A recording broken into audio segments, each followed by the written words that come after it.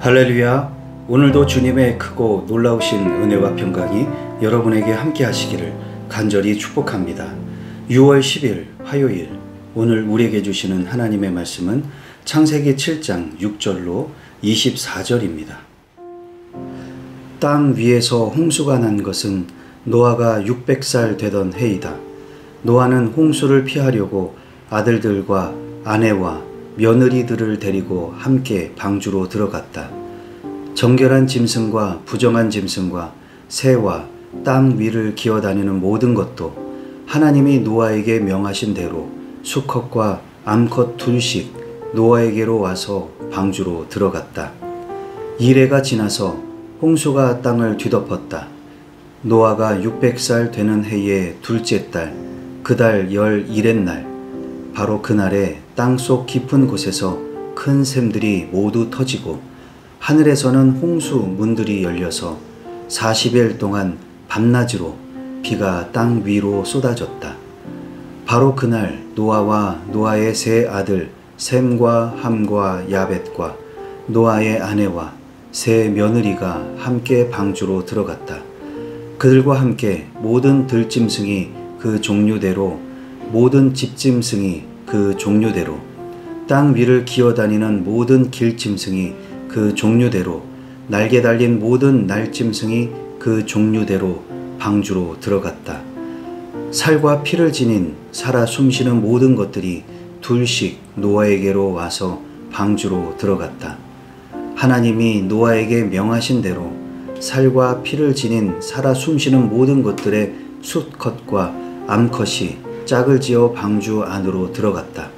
마지막으로 노아가 들어가니 주님께서 몸소 문을 닫으셨다. 땅 위에서는 홍수가 40일 동안 계속되었다. 물이 불어나서 방주가 땅에서 높이 떠올랐다. 물이 불어나서 땅에 크게 넘치니 방주가 물 위로 떠다녔다. 땅에 물이 크게 불어나서 온 하늘 아래에 있는 모든 높은 산들이 물에 잠겼다. 물은 그 높은 산들을 잠그고도 15자나 더 불어났다. 새와 집짐승과 들짐승과 땅에서 기어다니는 모든 것과 사람까지, 살과 피를 지니고 땅 위에서 움직이는 모든 것들이 다 죽었다. 마른 땅 위에서 코로 숨을 쉬며 사는 것들이 모두 죽었다. 이렇게 주님께서는 땅 위에 사는 모든 생물을 없애버리셨다. 사람을 비롯하여 짐승까지, 길 짐승과 공중의 새에 이르기까지 땅 위에서 모두 없애버리셨다. 다만 노아와 방주에 들어간 사람들과 짐승들만이 살아남았다.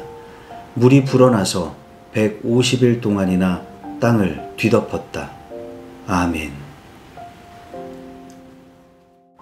오늘은 하나님께서 홍수를 통해 온 세상을 심판하신 이야기입니다.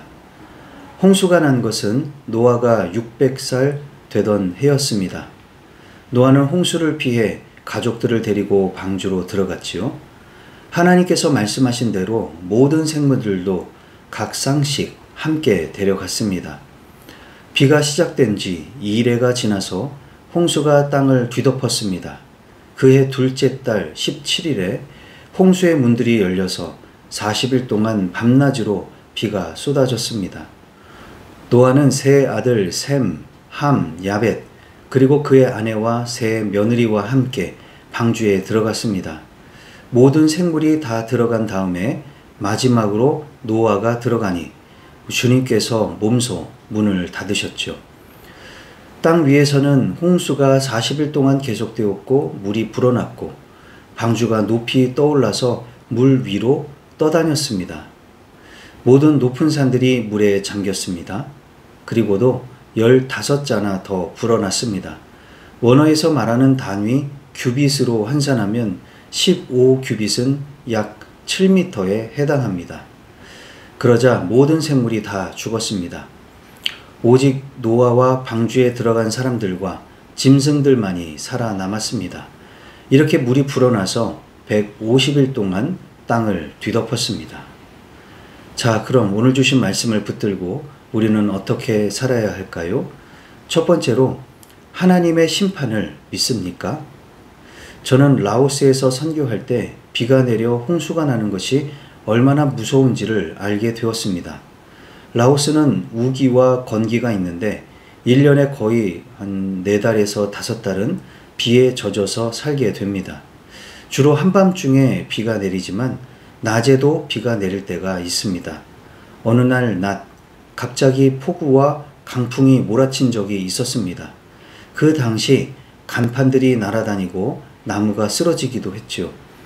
얼마나 비가 많이 내렸냐면 그 당시 저희 센터가 3층짜리 건물이었는데 3층에서부터 물이 차기 시작해서 그 물이 2층, 1층까지 쏟아진 적이 있었습니다. 아니 어떻게 그럴 수가 있느냐고 하시겠지만 사실은 3층 유리창이 깨져서 그 창문으로 쏟아진 물이 2층과 1층으로 흘러 들어온 것이었고 1층은 또 1층 나름대로 바깥 도로 쪽에서 물이 넘쳐 들어온 것입니다. 그날의 공포와 두려움은 아직도 잊을 수가 없습니다. 노아 시대에 있었던 홍수가 바로 이런 것이구나 했었지요. 그 외에 라오스 남부에서는 한국 기업이 댐을 건설하던 중에 수문이 파괴된 적이 있었습니다. 그때 수많은 인명피해가 났고 전 세계에 보도가 된 적이 있었습니다. 하나님의 심판이 아닌 그저 자연재해일 뿐인데도 그 위력이 이렇게 큰데 하물며 하나님이 작정하시고 심판하실 때는 얼마나 더 큰 위력이 나타날까요? 우리는 그날이 멀지 않았음을 기억하면서 두려움으로 오늘을 살아야 할 것입니다. 그렇지만 두려움에 빠져 있지는 마십시오. 주님의 구원이 우리에게 있으니 그 손 붙잡고 방주에 올라타시고 영생에 이르는 저와 여러분이 되시기를 바랍니다. 두 번째로 주님께서 몸소 문을 닫기 전에 해야 할 일은 무엇입니까? 저는 노아의 방주와 홍수 심판의 이야기 속에서 제 마음속에 혼동이 되는 것이 있습니다. 아마도 주일학교의 영향인 것도 같고 노아와 관련된 영화나 각종 모티프들이 상상력을 더해 주었을 것입니다. 하나님은 홍수로 심판한다고 노아에게 말씀하시고 노아에게 방주를 만들라고 하셨는데요. 노아가 산 꼭대기에 방주를 만들기 시작하자 사람들이 저 노인이 미쳤다고 수군대기 시작했다는 것이죠. 그러나 노아는 틈만 나면 하나님이 심판하실 것을 전하면서 내가 방주를 다 만들거든 방주에 들어와 목숨을 건지라고 호소했다는 것입니다. 사람들은 들은 채도 하지 않다가 드디어 비가 내리기 시작합니다. 사람들은 점점 비 피해가 심상치 않자 노아의 방주로 몰려들기 시작합니다. 문을 두드리며 살려달라고 애원을 하지만 방주의 문은 열리지 않았지요. 사람들은 문이 열려 있을 때 들어갈 것을 지금 와서 후회한들 소용없다는 것을 깨닫게 됩니다. 그렇게 사람들은 홍수의 심판 속에 죽음을 맞이하는 것이죠. 그런데 사실 성경에는 이런 이야기는 없습니다. 하나님은 그저 노아에게 방주를 만들라고 하셨고 노아는 하나님이 약속하신 대로 자기의 가족들과 생물들만 데리고 방주에 들어갔습니다. 방주의 문이 굳게 닫혔고 거기에는 사람들의 구조 요청은 없었습니다.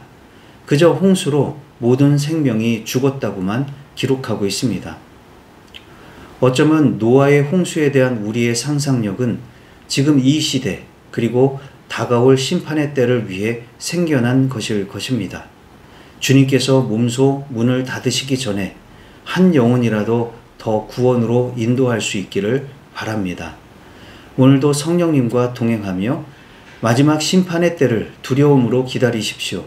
그렇지만 두려움에 빠져 있지만 마시고 우리가 할 수 있는 일을 시작하시기 바랍니다. 주님께서 문 닫으시기 전에 영원 구원할 수 있는 우리 모두가 되시기를 주님의 이름으로 축복합니다. 기도하시겠습니다.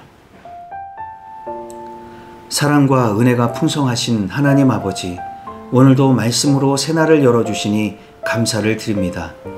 하나님께서는 참으로 인자하십니다. 사랑과 은혜가 가득하신 분이십니다. 그러나 심판을 참으시고 조금이라도 늦추려고 하시는 하나님의 인내심을 조금이라도 알 수 있게 해 주시고 깨닫게 하여 주시옵소서. 그렇지만 언젠가 이루실 하나님의 심판이 있음을 명심하게 하시고 그날을 두려워할 수 있는 마음을 허락해 주옵소서. 그러나 두려움에 빠져 있지 말고 이 사실을 온 세상에 알리고 전하여서 한 영혼이라도 죄에서 돌이키게 하시고 한 영혼이라도 구원에 이르도록 힘쓰는 우리 모두가 되게 하여 주시옵소서. 예수님의 이름으로 기도하옵나이다. 아멘.